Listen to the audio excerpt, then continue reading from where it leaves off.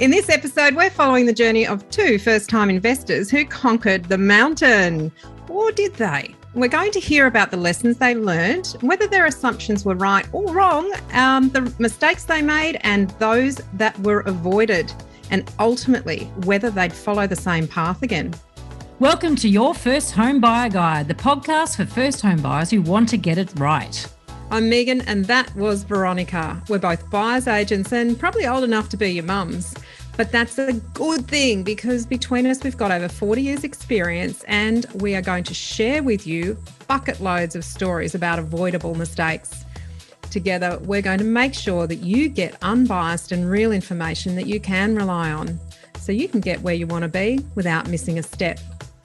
Now, we've got loads of great tips for you in this episode, and if you'd like more useful tools, head over to the website homebuyeracademy.com.au. There you'll find free checklists that you can download, a free mini course on how to price a property, and our Where to Buy workshop for only $39. Priceless stuff, really. Bargain. But before we get into the interesting stuff in this week's episode, here's the boring bit, the disclaimer.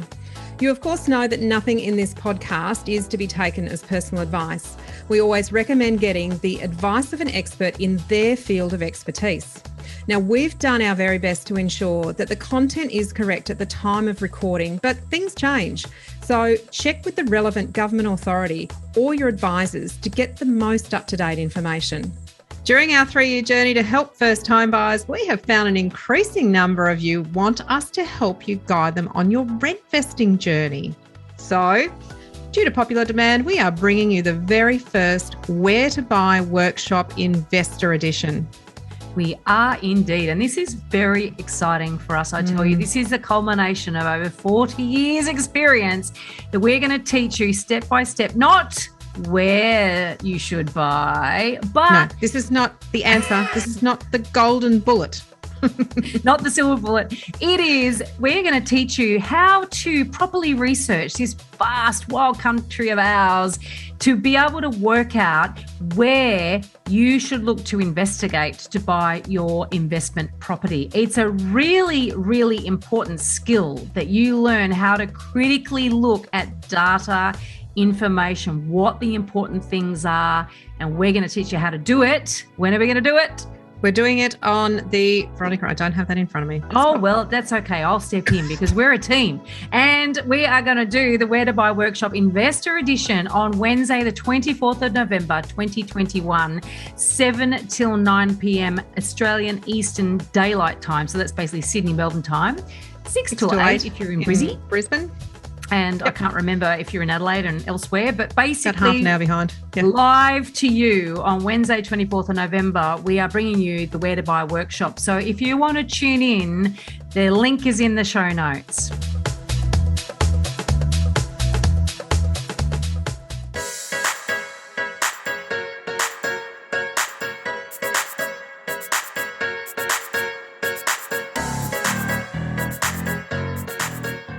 Today, we have a treat in store for you. We're interviewing two young property investors whose first home buyer journey resulted in more than just a property each, but a whole new passion. Joe Tucker and Jeff Miles are the creators of the popular Facebook group AUS Property Investors, a growing community of property investors and would-be investors. And we're so excited to be sharing their stories with you today. Thanks for joining us, guys. Thanks for being here. Excellent. Now, before we get into your property journeys, let's start with where you are right now. Oh, so, Joe, actually, before we do that, sorry, this is a bit awkward. It's always a bit awkward when we've got two guests because no one knows who to say, hello first, and it's all a bit messy. But before we kick off any interview or any conversation for this podcast, we have a quick chat about some strange thing that Megan has behind her. Oh, we didn't put that in the run sheet. I know, but anyway, we forgot it in the run sheet, but here I remembered because I'm staring at this strange house. I don't know what it looks. What do you think it looks like, guys? Well, ask the question. What does it look like? What is it? So surely this is actually normally, so each week I find a very unusual house and tell you a little bit about it, just because it's fun and fascinating, and who doesn't like looking at weird things? But this one is actually just a concept. So this is the Cliff House. I don't know if you can see, but it is hanging off. Yeah. It's like it's bolted underneath the cliff. Underneath clouds, yep. Hasn't been built, clearly, because I don't think that any engineer would put themselves behind that design. Looks pretty structurally sound for mine. Imagine doing a billion pest on that. Yeah. It's got you've got a lot of bats. You've got a lot of bats here. I don't know why. Bats hanging off the cliff face. Hanging off your eaves. You've also got a pool that's suspended just in the clouds, and it's it puts new meaning to the idea of a wet edge pool. Ugh. Anyway, I'm not loving this concept, Megan. No. But anyway, I thought that was a really fascinating one. Now, before we get into your property journeys, let's start with where you are right now. Joe, can you start by giving us a quick intro to your current situation? Do you own one or more properties? Do you still own the first one you purchased? Oh yeah, I still own the first purchase. So my first purchase was definitely the worst purchase that I've got, and then the second one was a much better. So it's a good juxtaposition. We had a lot of failures and lessons learned from that. But I've got properties in New South Wales, Victoria, and in Queensland, and in the process of getting a development done as well with Jef, which we haven't actually told anyone yet, but I imagine by the time this thing got out, that's going to be out there a little bit more. So we're super pumped about that. So just kind of still growing our portfolio. We're still in the acquisition phase, and we're still looking to push forward. And that's kind of the passion for this group that we created. Any of those your home that you live in? Yes, exactly. Yeah. So we've got one in New South Wales, which is the PPOR, which we have based in Cronulla, which has done very well over the last couple of You're a shy boy. Didn't even know that. Yeah, I'm not very shy, but I'm in the Shire. Jef, and look, we will get back to, your story behind that, because you did say your first one wasn't so great and the second one was a lot better. And we definitely want to learn about the not so greatness of the first one. But before we get to yours, Jef, what's your situation? So mine is somewhat similar to Joe in that I've done a few more creative kind of renos. Joe's done a reno, but I've also done one development down in South Australia, which we did sell. So my first though was in Queensland, same sort of situation as Joe, and we'll get to dive into that later on. Own also in New South Wales, down here in the South Coast, or sort of slight South Coast in the sort of Illawarra area. So I've bought, I think I'm up to, depends on whether you count the 3 that we build as 1 or 3, but I think there's at least 4 there, or 6 if you want to count those. So you bought 3 but own 6. Bought 4 but own 6. Bought 4 and have sold a couple as well, because the development down in South Australia. Yeah, and didn't you sell your first reno? Didn't you? We did, yeah. So that was another one up in the Hunter. So I've got a wide ranging journey that I'm happy to do. Different strategies, great. Okay, fabulous. And before we get into your stories, what led you to start the Facebook group? Oh, well, that leads into, that's from the story. Right. Oh, good. That's where it all starts. It was purely education based, right? Like that's how both of our journeys started. And we actually met at one of these conferences and these events where we were trying to get educated. And then we just became friends, and then it just kind of snowballed and said, Jef, like, why do we keep having these Zooms and these meetings, and why do we keep calling up these people and talking to them? Why don't we just put them on a podcast, on a Zoom, or on a Facebook group, and everyone can listen to what we're talking about? So really, it's just an excuse for us to talk to amazing property people like yourselves. You guys, you would have answered the phone, but now we get to sit down and have a whole conversation for an hour and a half, and everyone else gets the value of the gems that everyone else has. So it's been a massive learning experience for us, and it's been awesome, and it's helped a lot of people, which is even better. Now, for those of you, we'll put it in the show notes, but it's AUS Property Investors. That's correct. Is that right? Investors, yeah. Investing. Investors. Oz Property Investors. AUS, Oz Property Investors. Great group, lots of really interesting people in there, and everyone with an absolute passion for investing in property in Australia. So I think 100%. You've got just over 10,000 members, haven't you? Yeah, almost 11. By the time that this is, read by the time out we there in release the real podcast. world, 50,000 probably. I don't know. It's growing very quickly, but it's no, it won't be 50. It won't be 50. What a classic. All right, let's rewind and have a look at your journey, Joe. What was the first property that you purchased? Well, my first property. What were you going to do with it? What was the purpose? Why? Well, I guess the whole point was, for me, why did I get into investing was because I traveled the world extensively when I was younger, and it was the best thing ever. It was so much fun. But what I would do is I would stay at a place for 6 months, get a whole heap of money, and then go experience the world. And then I'd go in a bar and make a lot of money, and well, maybe not a lot of money, but then I'd go and experience. But I'd keep coming back to, not a very sound financial situation. So I then came back I went traveling to the UK. I lived in London for a couple of years, and then came back here with my now wife, and we're living here getting it set up. But we just as I came back, I saw this massive Sydney property boom. I'm like, wow, I need to get in on this. I need to be a part of this Sydney boom. But it was at the tail end of the boom, and it just kind of all just happened as I was getting into the property education, as getting into the property space.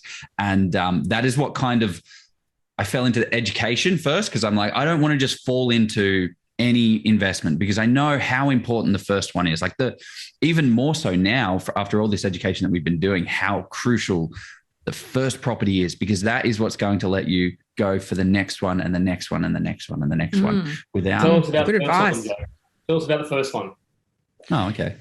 Yeah, and I guess what gets my interest, and so I want all the listeners to keep listening, because you guys have realised how important the first one is, and you came at it from, or you anyway, I haven't heard you yet, Jef, but you've come at it from I want to educate myself so I make a good decision, and yet you freely admit you didn't make good decisions. So really fascinated with the mistakes you've made so that our listeners can avoid them, but also how you've managed to recover from the mistakes, because sometimes these mistakes can be absolutely crippling. So kick us off tell us your first property purchase journey, if you can sort of get it down into, I don't know, 5 minutes. And then we'll kick over to Jef, because I'm really keen to hear and dig into that as well. Well, there's a reason our live sessions go for an hour and a half, and I will take blame for most of that. Okay, so I bought my first property through a buyer's agent. And the big mistake that I made with going with a buyer's agent was I handed the keys to my financial future to this person. I gave absolute trust that they were the professional and knew absolutely everything. And, I'm a busy professional, right? I've got a job. I'm making income. I don't have time to go out there and do all the property research, because you can just pay somebody and they will care about your financial future as much as you do. Well, as the story unfolds, buyer's agent will. A good buyer's agent will. If you're going to be investing in property without getting the property education and then engaging a buyer's agent to not push back on some of the things that they're talking about, that's the biggest problem that I had. It's entirely my fault, the asset that was purchased and the terrible thing that, just the rubbish that it was, because I didn't push back. I didn't say, hey, what's going on here? Why are we going to this place? And so anyway, I bought a property. I don't really know what questions to ask. Is that what you're saying when you say I didn't push back? Well, they just sent me this amazing report about how great the area is. There was all this data, all this information, and it was just the poor asset choice for that location. So it was the lowest value property there. So it was $280,000. And it was in an area that just didn't have any growth. So I got this great glossy brochure to say how great it was, and it wasn't there. Question. Yeah. Did that buyer's agent get paid by anybody other than you? No. So okay. This is one of the best. There's buyer's agents that go out there and then say, yes, great, I can help you get this property. And then they will farm out the work to other people to do the research and stuff. So when I got a video sent back, they went through the property and they were going through, showing all the great things, but avoided all of the massive issues, like the $12,000 stairs that need to be fixed, the holes in the wall that were not even anywhere to be seen. So when I purchased the property, it was meant to be like a $10,000 renovation, because I knew that I wanted to add value. Now, the big mistake that I did was I didn't look. The median value for this area was $300,000, and I bought a $280,000 property. And I was going to do a $10,000 renovation. So if I'm going to get this place to the median, that's only $20,000. Like, what am I thinking? Why am I buying this thing if I want to do a renovation? Because I can't really add too much value beyond the median. So many little nuggets in there. I mean, Megan's eyes are going, what the? I can sort of reading your face. And I'm like, sounds like a marketing video. It sounds like you got the marketing video, not the realistic warts and all walkthrough. Yeah, I didn't get the realistic warts and all at all. And I was going to do the renovation. I did the renovation with the help of obviously renovators.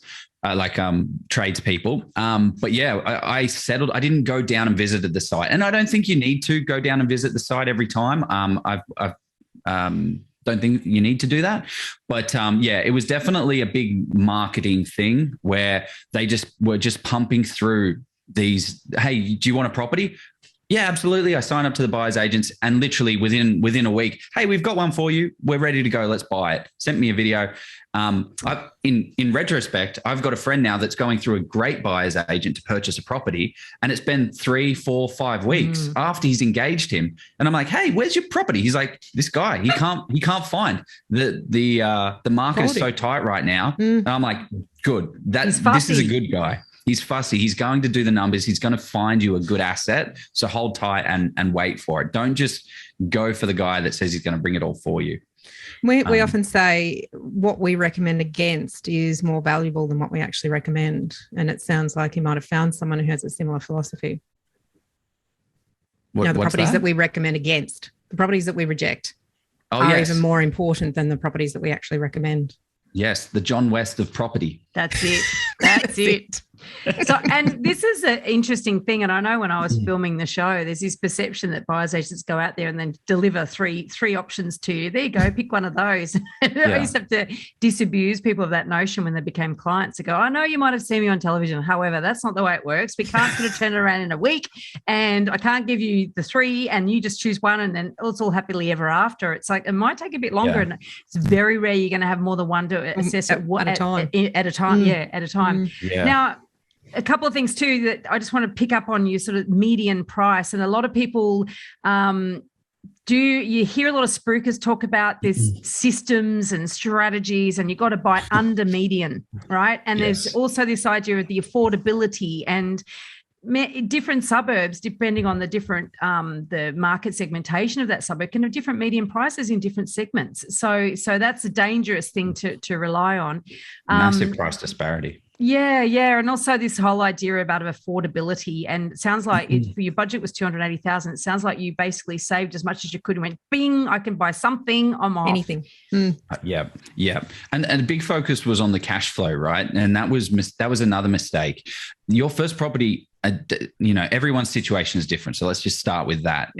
Cash flow might be the best way to go for you initially because your circumstances, that's the best way to go. But for my situation, that is definitely not the best way to go. It wasn't to get a $280,000 cash flow asset. It was to save for another 3 to 6 months and buy a better growth asset because I'm earning I was earning a good income. I was fine. Like I could support nothing above crazy, above the average, but I could support, I don't need an extra $100 a week or $50 a week. Like that's not going to change my life. But what it will is an extra $100,000 in equity, which will allow me to release my deposit and allow me to then put that into another property and then start putting it into another property, another one. The magic of compounding. Jef, that's what it's all about. Tell us about your story. I don't know. It's just I feel like Joe's just I don't know. I basically could just recap the same story. Oh no! Is this why you became friends? Because you could swap stories about this. You could sob on each other's shoulders. I can't believe what I did. I'm going to keep it. I'm going to keep you to a minute or two because because we're already at sort of 10, 15 minutes. And so basically, long story short, started looking for property 2010, sort of 2011 Sydney area. And just thought, well, I didn't have the tools, didn't have the keys as to how to actually pick a good property. So I went to probably tens or even probably hundreds of seminars and just thought, well, how do I do this? How do I do this process myself? And I got to sort of, similar to Joe, saw the Sydney property boom, and prices were just, so I got to around sort of 2013, 2014, 2015, didn't take action. I thought, well, I need to actually buy a property, because otherwise I wasn't, there was something that was holding me back. And we'll talk more about that later. But so I bought also in Queensland, bought it for $334,000, also through a buyer's agent. So, and I bought a unit that it wasn't, it was 2009 build, so it didn't have too many issues with it. So mine didn't have too many challenges itself for the property, but the asset itself, I think there was an issue with the assets, which I'm still sort of recovering from that. So I wouldn't say I've recovered, but I learned many lessons from that purchase. Give us a bit more detail on that, if so you don't mind. That was before the big influx of supply came into the Brisbane market. Yeah. So or was it Brisbane? Sorry, you said Queensland. You didn't say Brisbane. Yeah, it is in Brisbane. So it's in the outer suburbs. So it's 10 k's north of Brisbane CBD. So there definitely was supply in the area, and the supply continued from sort of 2015, and it's a unit, or they call it a townhouse. So I basically, if I'd have bought a house in that same suburb, I've sort of tracked the markets meticulously. But you sort of look at the price differential. I think houses at that time you could buy for about $380 in this area, which is, it's in this sort of Chermsidey sort of area. So you could buy $380, whereas now you'd be lucky to get much for under $500 in the area. Whereas I bought this for $334, and I'm lucky to sell it for $350. I'm actually, yeah. And that's how many years later? 7 years later. So, or six and a half years later. It's a bit painful, isn't it? It's a hard lesson. Yeah, but that was your budget at the time, and well, I mean that's the kind of, I mean that's one of the lessons I would say is I could have probably pushed a little further and bought and picked up a better asset, and I could have even bought a house in that same area, which would have performed. And I'm not saying houses are always better, but generally speaking, unless there's a unique kind of thing to the unit. So my budget, I'd say I could have purchased up to 400, maybe even sort of 450 at a real push. Because we're talking in easier lending days where they weren't as strict, and I was fortunate enough that I did have a decent size. I could acquire a decent size deposit as well. So that's an interesting thing. We do talk about that in your First Home Buyer Guide course, around setting your limit and why is it that you've set it at a certain price. And there are dangers of obviously overextending. There's dangers of underextending when you've got capacity to push yourself further and then buy a better asset. And I made that mistake myself in my first property as well. I didn't even think to explore. I sort of went with the safe option. And people often think that keeping your borrowing low is safe. And it's only safe if you can buy a really good asset with that low borrowing. If you're compromising on the asset, like and you've given a great example there about it, after nearly 7 years, there's been bugger all growth. And in fact, you have your back teeth underwater. But, if you actually think about opportunity costs and the cost of getting in and getting out and all that sort of stuff. What I'm interested in your buyer's agent journey, because obviously Joe went in saying, I want to renovate, and so therefore there's going to be a different type of property that's going to be presented to you, even though they sort of carefully skirted around the holes in the walls and the crappy staircase. I mean, God almighty, I actually think I need to create an Instagram feed of my videos, my inspection videos. My clients keep laughing, go, oh my God, they're hilarious, because I heckle the agents to do all sorts of stuff, and I'm almost making these comments. You should. That would be so good. I would watch that. I would watch that. The agents walk around behind you going, oh, don't show them that. Yes, I am. Exactly. I went through one townhouse. You don't get my job, do you? I went through one townhouse where I got there and I was chatting. I was too busy heckling the agent about his new car. I was, videoing as I'm walking around. Here we are at this town. Oh, hello, look at this. You got a new AMG. Oh, what's the things are going well? And I've walked into the house or the townhouse, and I've done the video, various videos. Then I've walked out the front door and I'm still videoing, and I talked to the agent again, and I just turned to one side. What I didn't see on the way in was a substation. I've gone, what's that? And he's just staring at my phone. He went, that's a power station. With clients are laughing their head off. And of course, you couldn't see any of that in their marketing. That's so funny. Like a big. Do you see that photo? There was a photo doing the rounds. I think a property sold in the last sort of 2 years. Might have been Sydney, and the way the photo was taken just looked like this little cottage, brick fronted, yada yada, sky behind. But when you sort of stood up rather than taking the photo from down low, there was the massive water tank that was right in the. It was how to misrepresent a property. I think I did see that one. I think that might have made the news.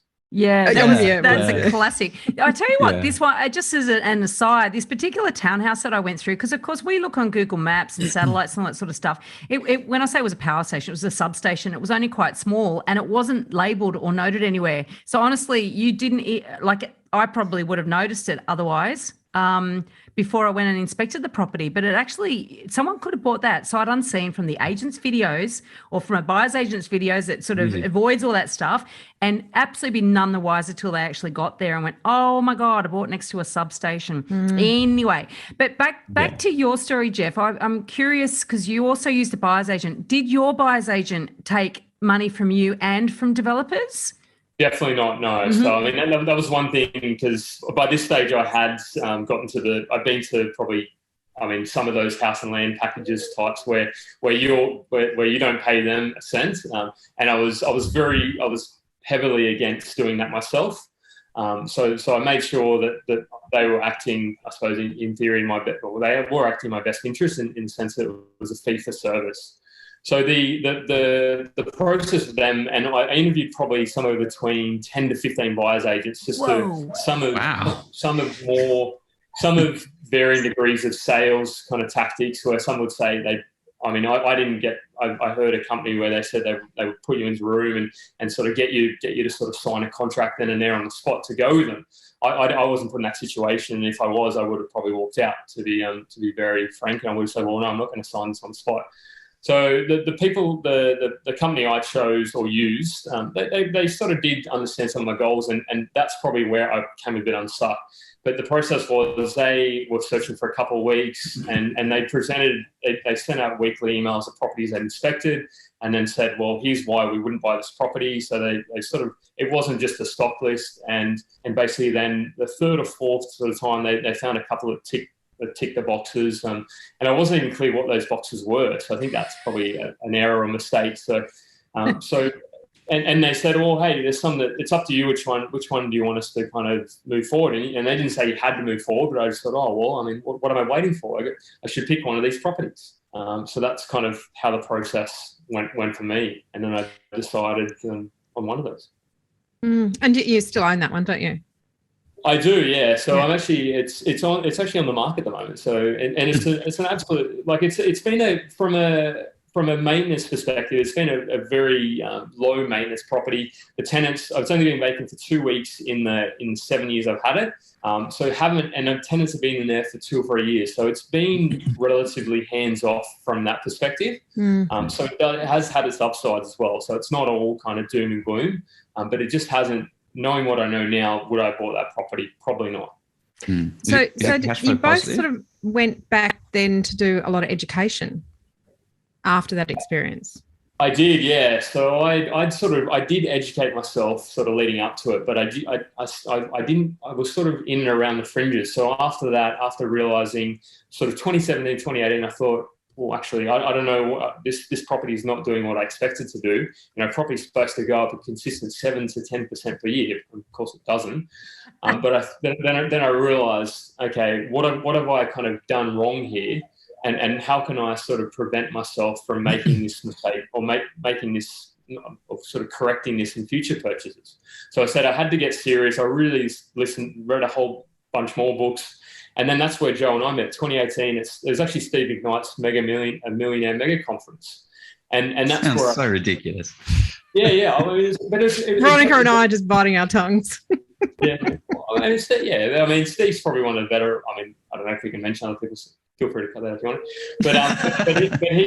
But he's probably one of the people that have done things in this space and written a couple of books. And but I signed up to an education course. And it's actually through that I sort of thought, well, actually, it's starting to tick what an investment grade property and we sort of started up the group, and it's all starting to, the jigsaw puzzles pieces are starting to, or have started to fall together even more now. Things that, so that's my journey.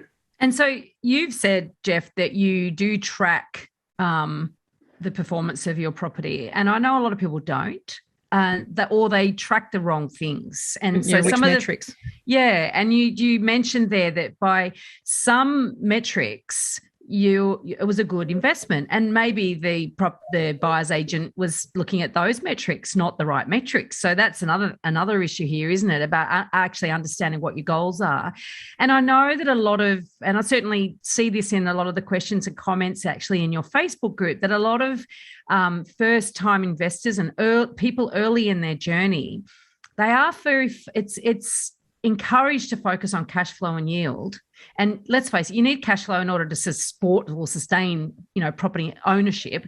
However, when you've got a long runway, you actually need to focus on capital growth so that, like as Joe was saying earlier, you actually get an asset that's growing in value, so you've got something to build on, right? So it's a bit of a problem, because at the yield bit of it, and yield, for anyone who is new to these concepts, doesn't really know what that means, is that yield is the income you get from the property. So it's the rent, and it's actually measured as a percentage of the value of the property. And so people were talking, they'll be throwing out big figures like, 8% yield or 5% yield or something. And I don't know if you buy in Sydney at the moment, like if you get 2%, which is woeful. And if you get 2%, even with really low interest rates, you're going to be putting your hand in your pocket every month to pay a bit extra for the interest payments and for the cost of owning a property. So it's very compelling to think, I want to buy an investment that doesn't cost me anything. Once I've saved a deposit, I want to just do what it does and work its magic and not cost me a cent. But it's it's a bit of a red herring.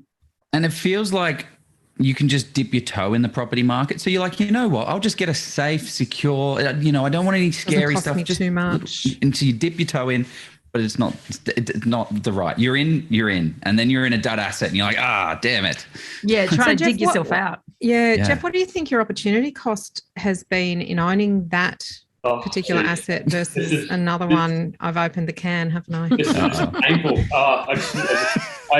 Can we get some therapy sessions after this? No. So this is property therapy, guys. Just slow down. It's okay. Let it go. Yeah, in all seriousness, because I've recently looked at and have sort of acquired a property on the South Coast, and looking at this area, 2015, you could almost buy. You could have bought for $350 in this, even cheaper actually, and now I would say that the asset that's the same asset that you could have bought then is worth at least $700 to $750.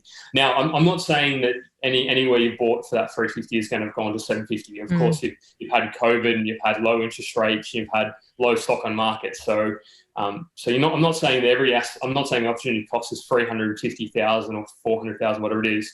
But I would say at least anywhere between $100,000 to sort of $150,000, $200,000, depending on the type of property you bought, even in the same area of the Chermside kind of location.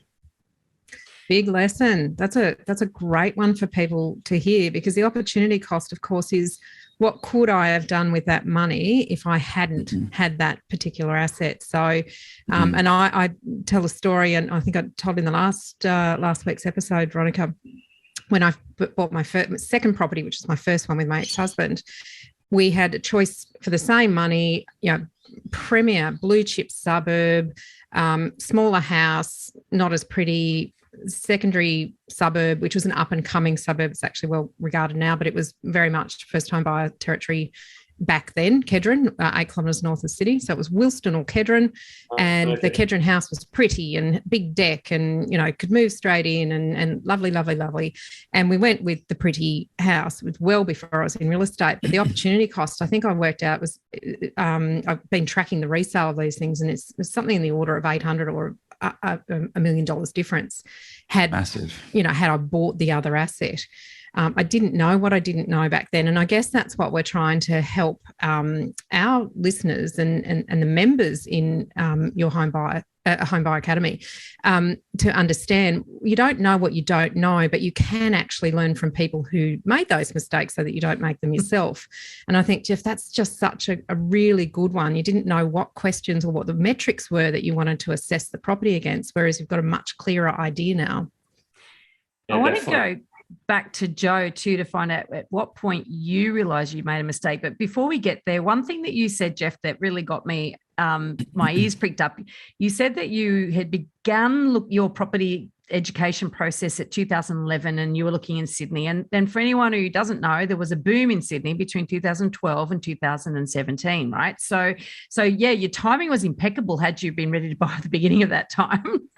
And then midway through, you're thinking, shit, this ship has sailed, I'm out, I've got to look elsewhere for affordable locations. And that's definitely what drives the ripple effect, right? The unaffordability of one area will push people to look in another area.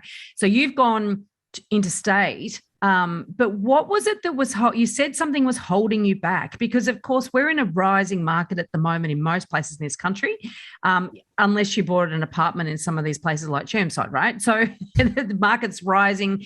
So let's say for houses universally, pretty much. Not entirely. Remember, guys, supply. Scarcity,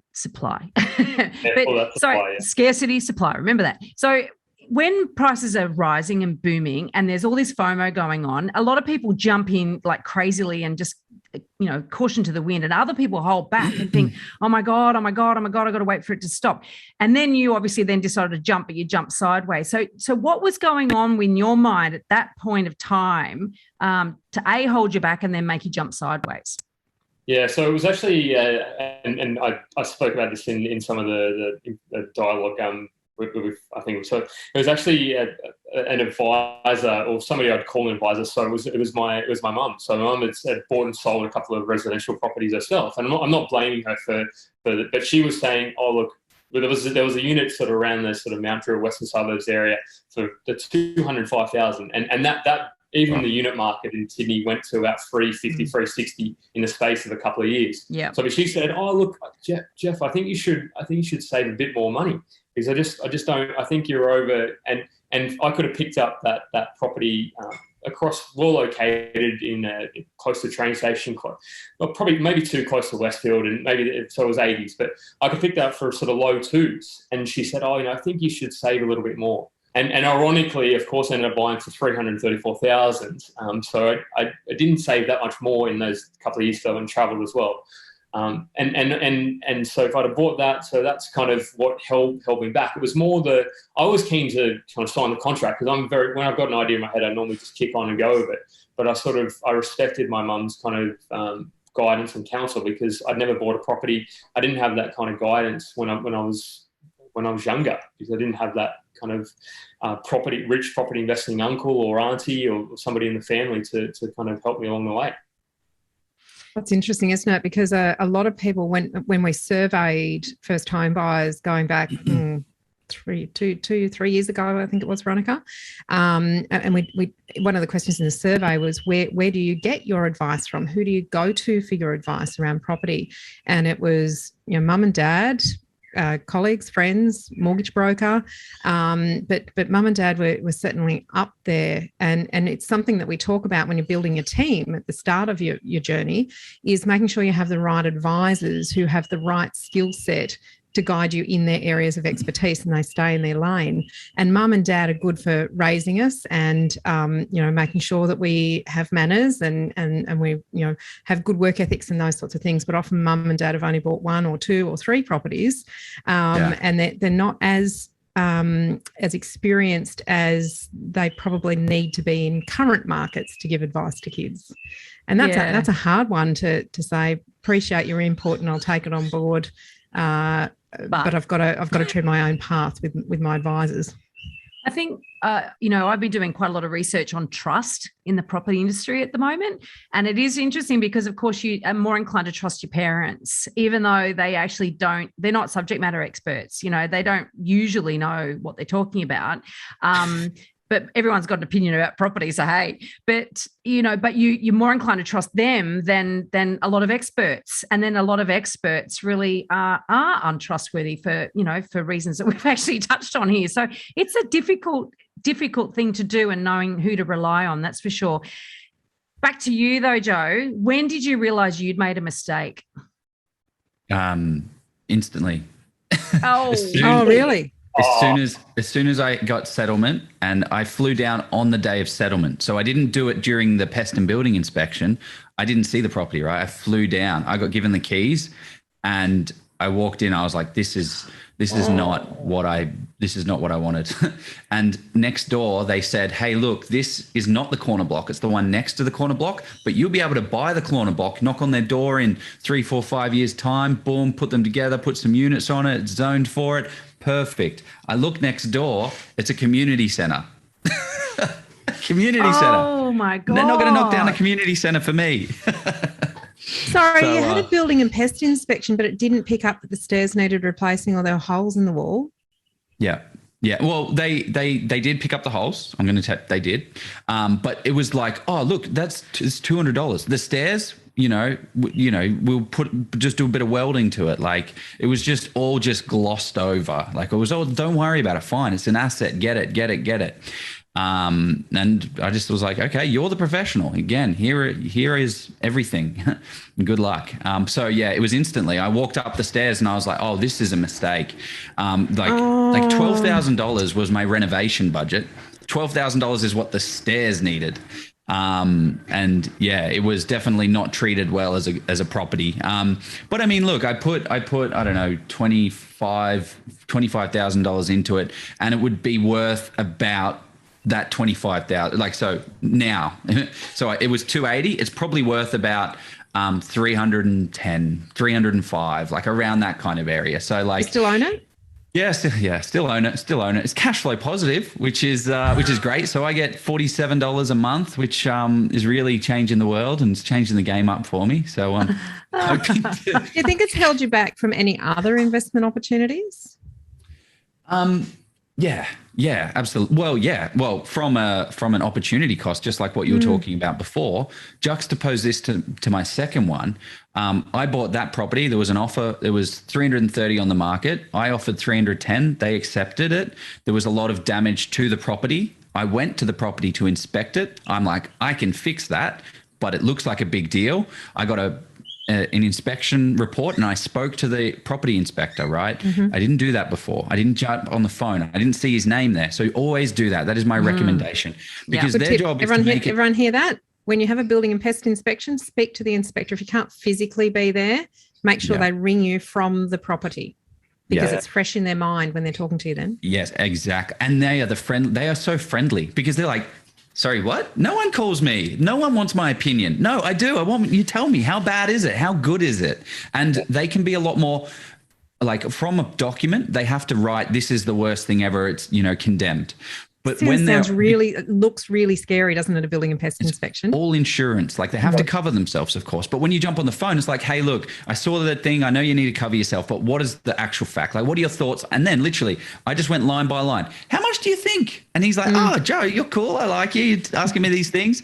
I reckon that'll be 500. That'll be 800. That'll be 1,700. So all in all, there's my renovation script. Good to go. So I mean, looking at that place, I then offered $280,000 for that. So I put 310, pest and building, 280. And I was expecting them to negotiate up, and they said, perfect, take it, done. So they took it for 280. It was on the market for 330. And now I did the renovation. I paid $29,000 for the renovation. We put a second wall up, and it's a development potential site. So that is a big one. I turned a 2-bedder into a 3-bedder. So all of a sudden, I'm now not in that 2-bedder bracket. I'm in the 3-bedder bracket. I'm in the lower end of the 3-bedder bracket, but that's a better place to be than the higher end of a 2-bed. So you mean the rental you're talking about rental now? Return? Or from resale? A capital growth perspective, resale, like refinance situation. Is it a when you say you've made it into a 3-bedroom, obviously without increasing the envelope, did you then compromise on the living space and make that too small? Because that's what a lot of people do. So I'm curious to know how you've sort of balanced that.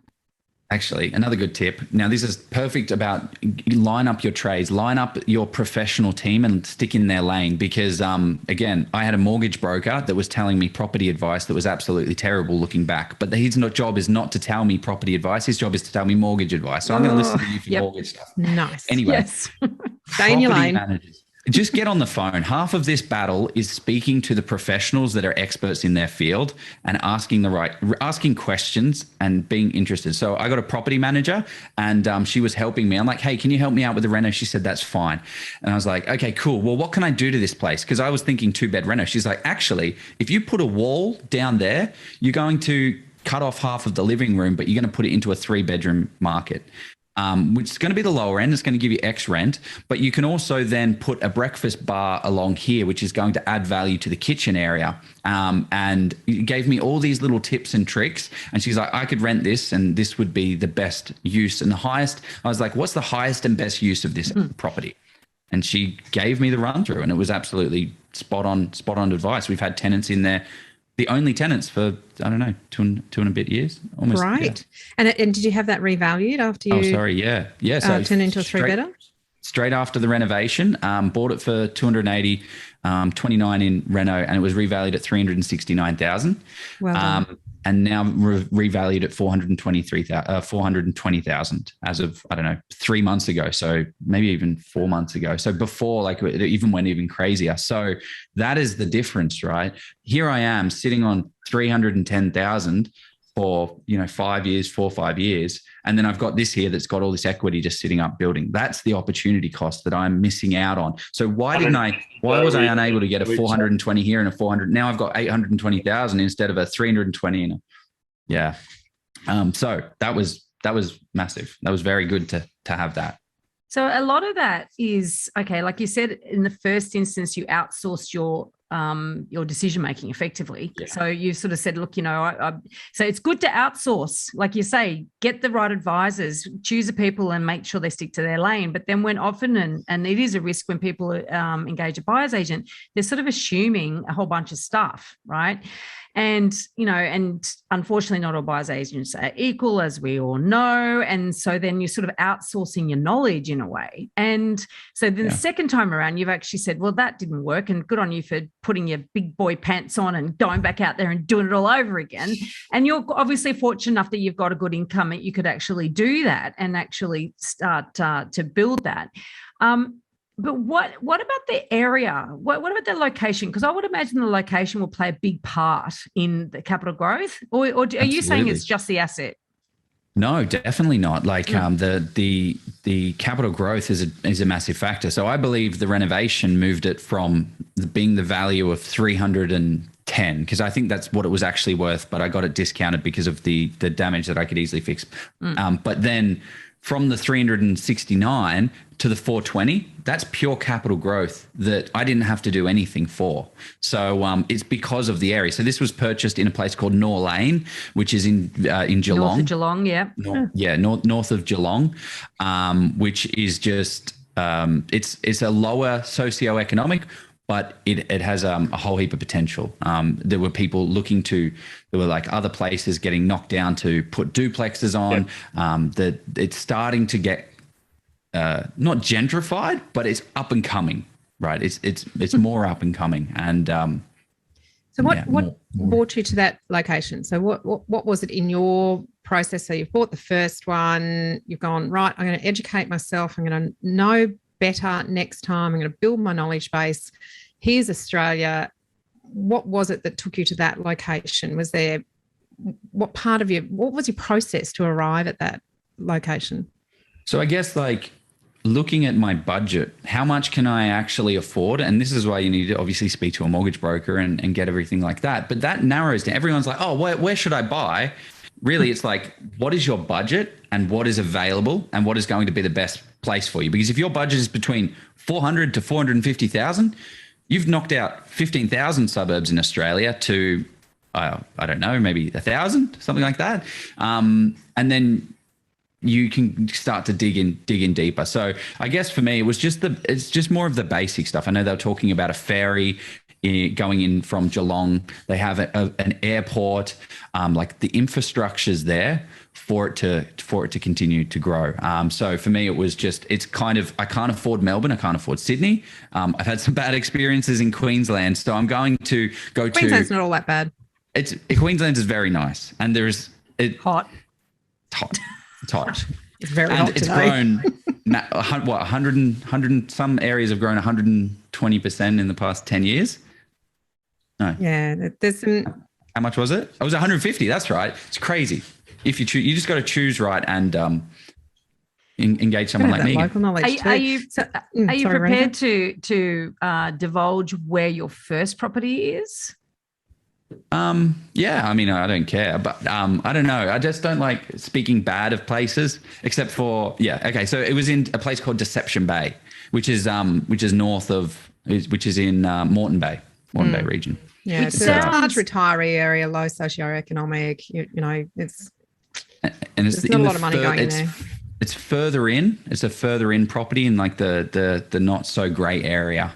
And there are some great assets in there from on the other side of the highway that are established brick homes, and they're great. I didn't get one of them. It's fun.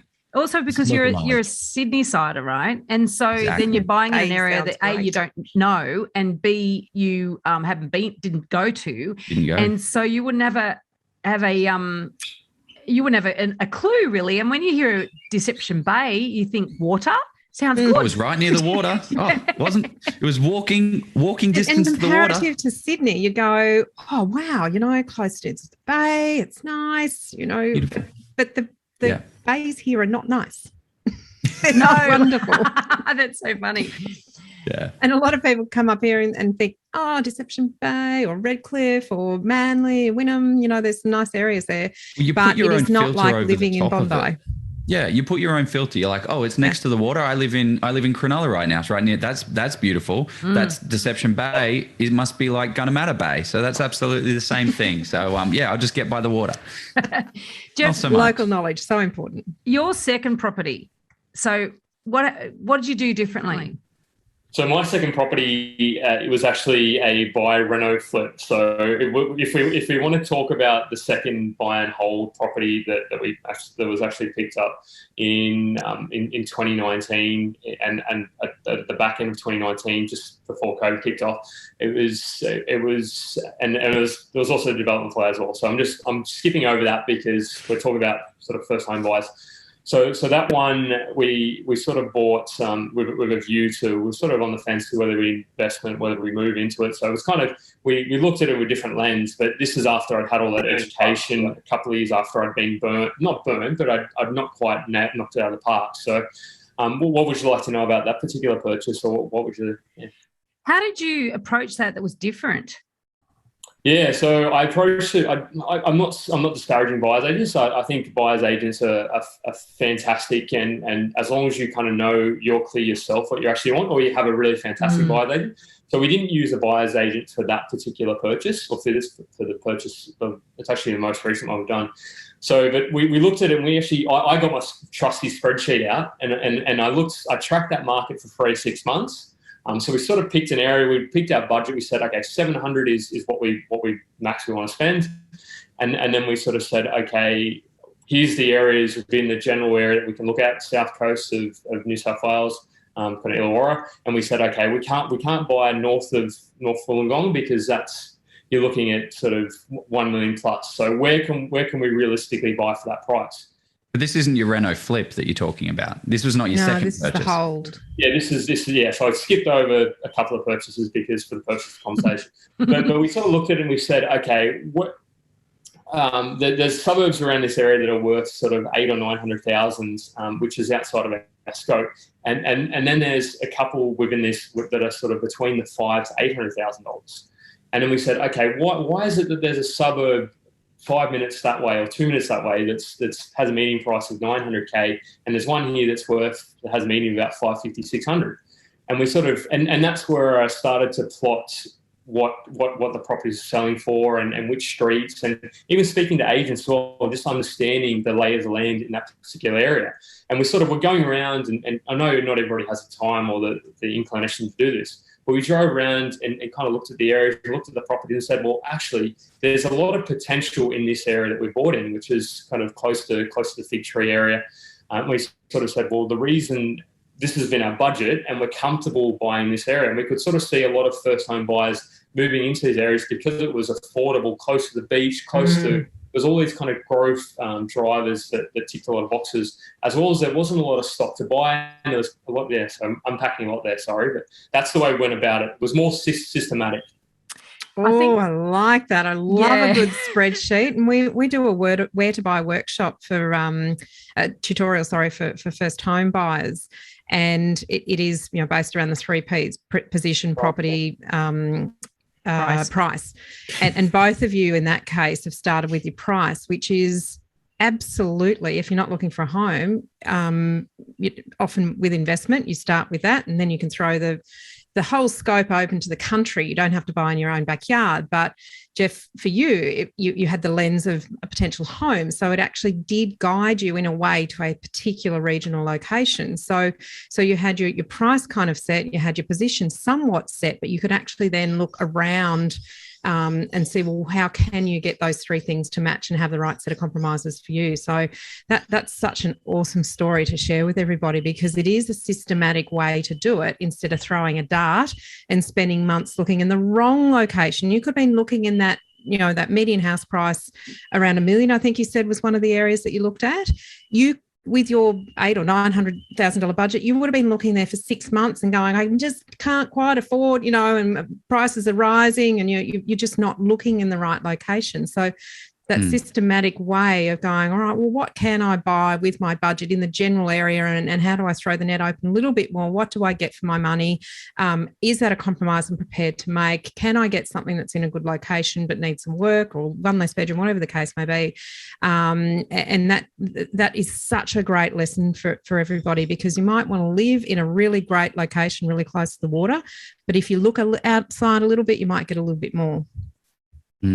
Yeah, I love the language that you use there. Like it's all about the asset, and that's really what property investing is. It is purchasing an asset. Don't get too excited about the pretty, as you had the veranda at the back and all of the pool and all of those things. You're literally trying to buy a financial asset in a market, and you're trying to find the best allocation of your resources to that asset.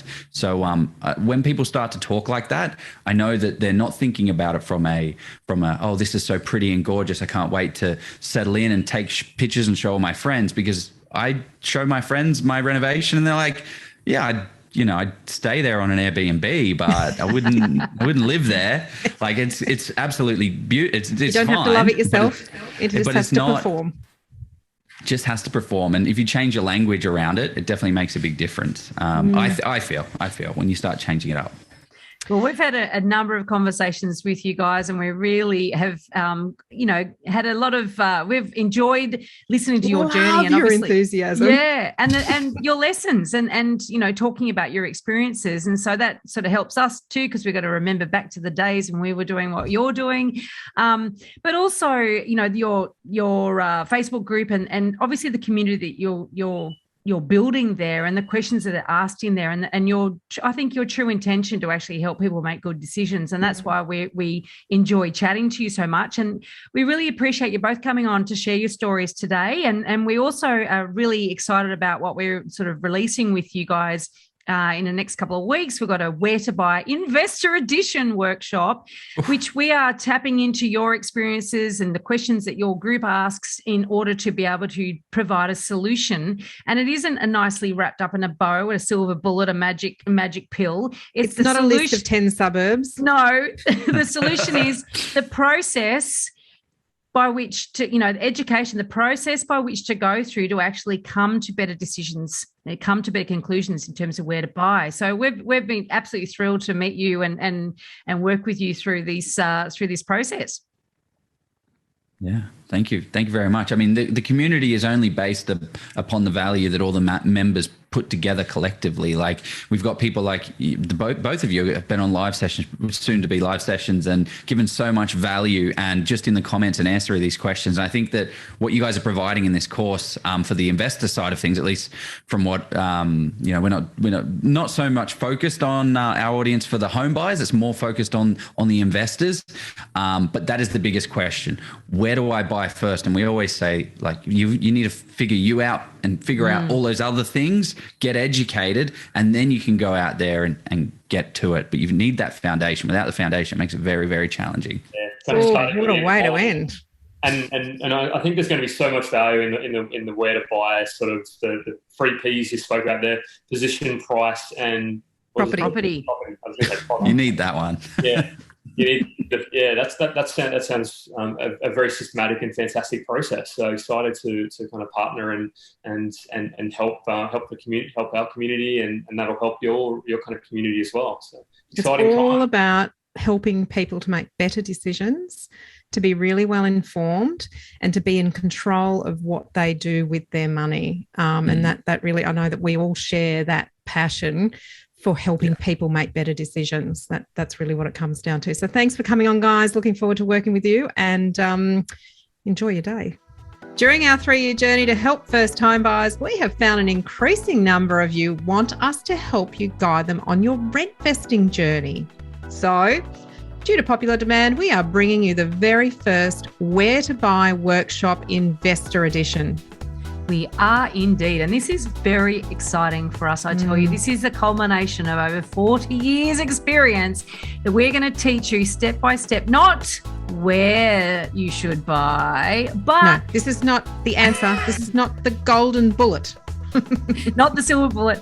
It is, we're going to teach you how to properly research this vast, wild country of ours to be able to work out where you should look to investigate to buy your investment property. It's a really, really important skill that you learn how to critically look at data, information, what the important things are, and we're going to teach you how to do it. When are we going to do it?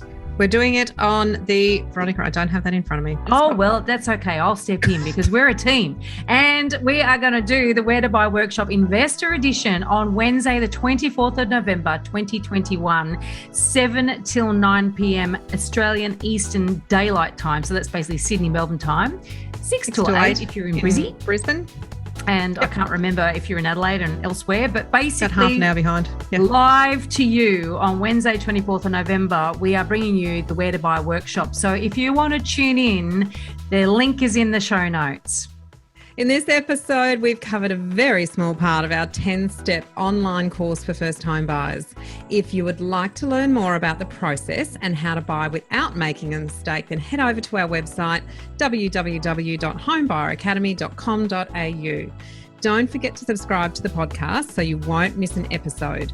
And if you like what you've heard today, please give us an iTunes review. 5 stars would be wonderful. It will help others find us as well. Thank you for joining us. We hope you found this really useful. And if you have, please share the love with others who you know are in the same boat.